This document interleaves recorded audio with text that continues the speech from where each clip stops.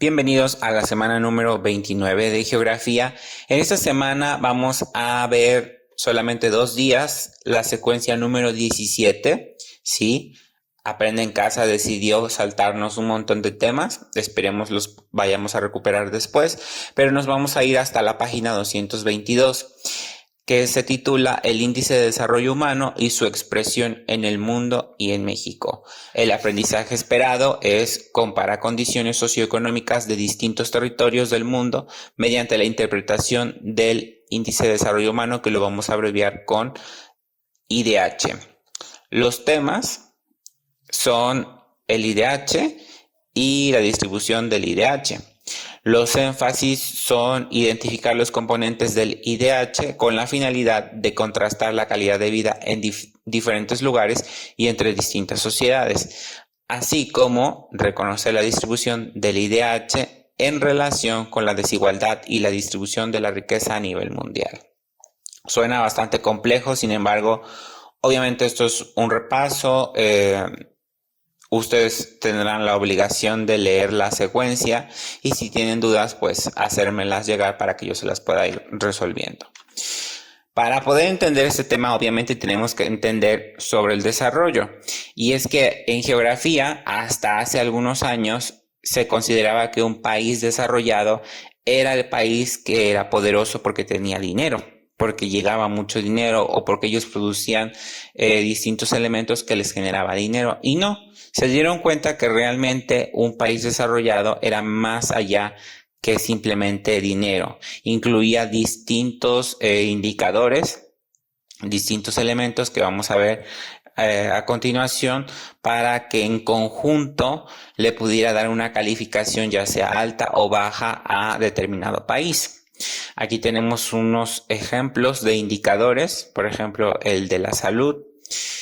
Hay lugares o hay países donde la salud no es pública, es decir, yo tengo que pagar para poder obtener medicamentos, yo tengo que pagar para poder obtener atención especializada en dado caso de que yo la necesite, porque me esté muriendo, porque necesite un seguimiento. Y hay países donde la salud es pública, es gratuita para todos. Caso Estados Unidos, caso Canadá. En Canadá la salud es universal, todas las personas están con la libertad de poder ir al hospital.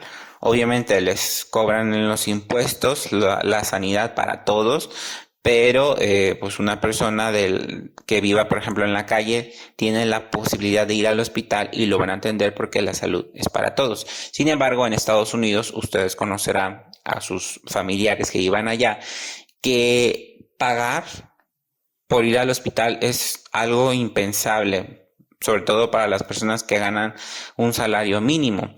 Es algo muy costoso, muy costoso. No se compara ni siquiera con lo que cobran aquí en México, ¿no? Entonces, todo eso nos va a ir sumando o nos va a ir restando puntos, ¿no? Dependiendo qué tan evolucionado estemos en ese aspecto. El nivel educativo es lo mismo. Hay países donde la educación es universal, es para todos. Hay países donde no, hay que estar pague y pague y pague, porque no existe ese derecho como tal, ¿no?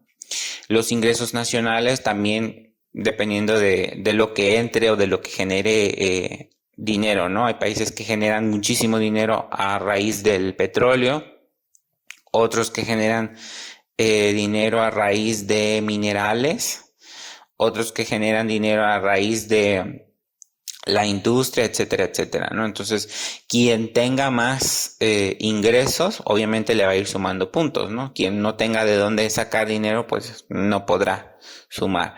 El trabajo y empleo también es otro indicador. Hay países donde el desempleo es muy alto, es decir, hay muchas personas, pero no hay puestos de trabajo disponibles y no tienen cómo salir de ese estado, ¿no? De desempleo, ¿no?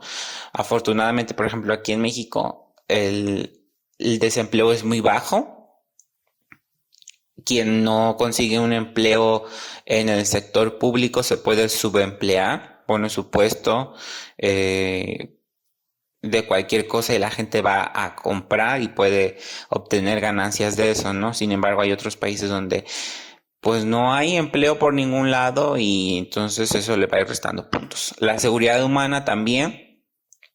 Hay lugares donde es peligroso salir a la calle, hay lugares donde te secuestran, te asaltan, te quitan lo que traigas encima, ¿no? Y hay lugares donde no. Entonces, eso también te va a ir sumando, restando. Si tú te sientes libre de salir en la madrugada sin el temor de que te va a pasar algo, obviamente eso es un lugar donde el desarrollo es más alto porque la gente no está preocupada por robar. Entonces, esto es referente a un país que tiene un índice de desarrollo humano alto. Sin embargo, si tú tienes miedo de salir de tu casa a altas horas de la noche porque sabes que te puede pasar algo, eso habla de un país con un índice de desarrollo humano muy bajo.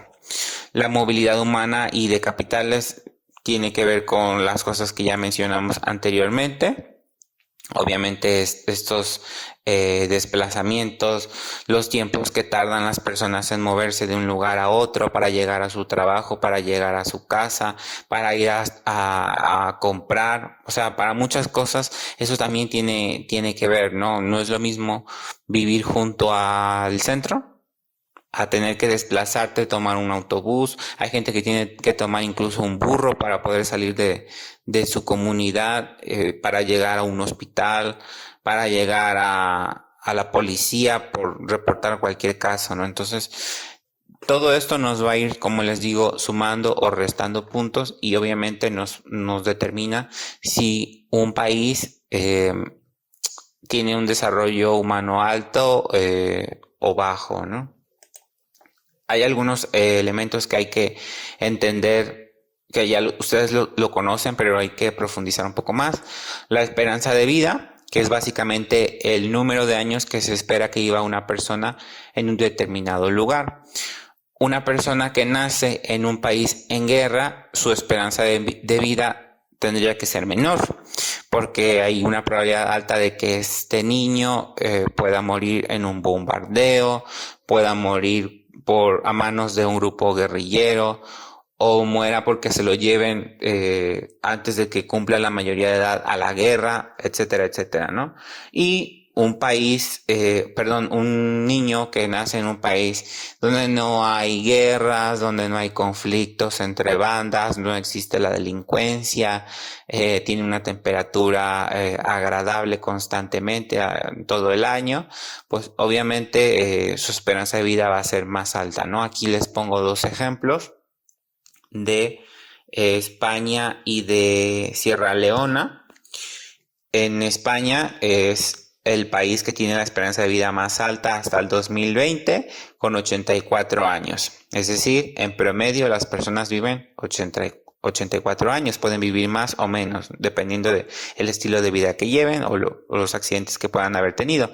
Y Sierra Leona, por el contrario, es el país que tiene la peor esperanza de vida, porque el promedio es 43 años. ¿Qué quiere decir esto? Que en promedio una persona que tenga 43 años ya vivió su vida, como valga la redundancia, ¿no? O sea, ya lo que iba después de 43 años ya está de más de manera generalizada, ¿no? En un promedio con la población de ese país.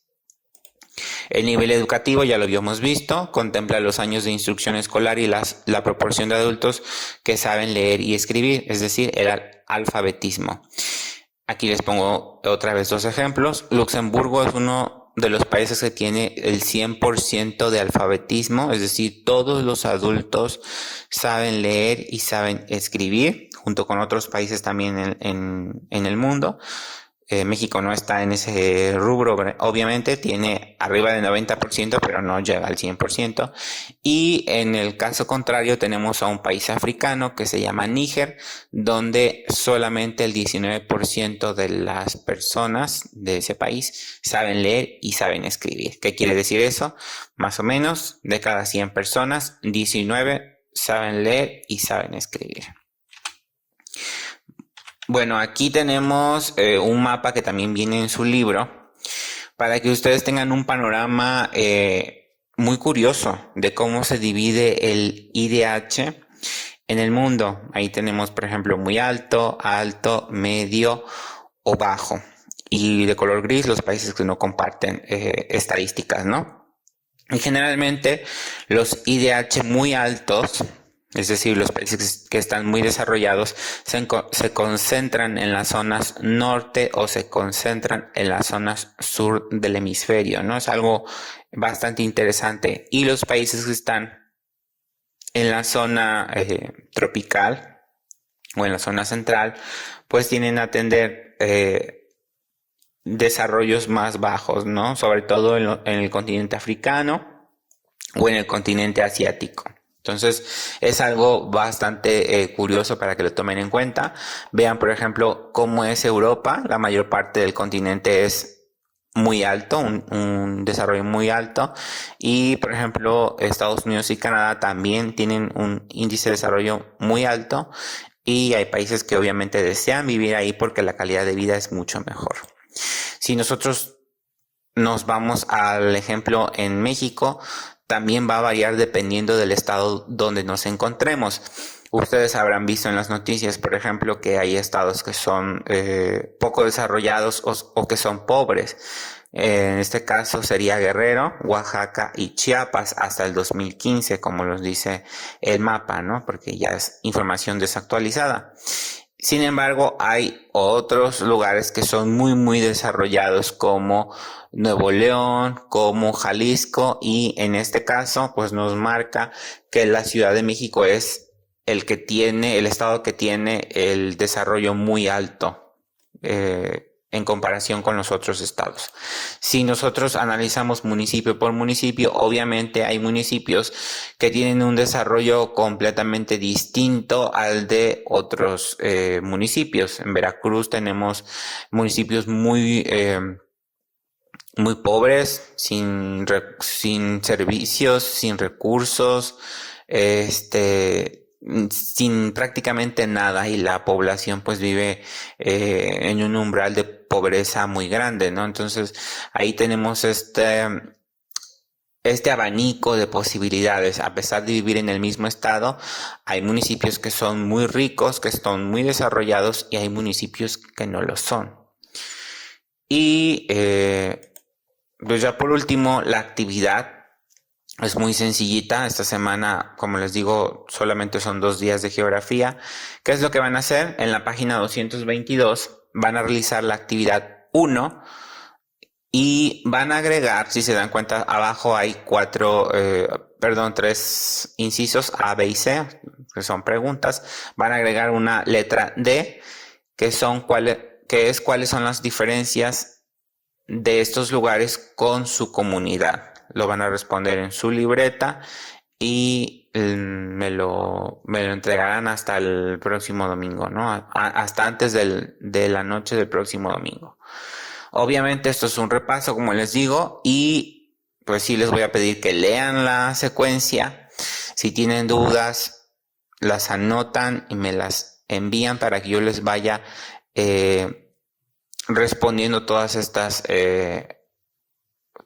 estos cuestionamientos, y puedan ustedes tener un conocimiento un poco más amplio sobre esta secuencia, que no es muy amplia, pero que puede ser un poco complicada si no leemos, ¿no? Si no leen sobre esta secuencia en su libro, pues se les va a hacer un poco complicada. Bueno, entonces, pues nos vemos la siguiente semana.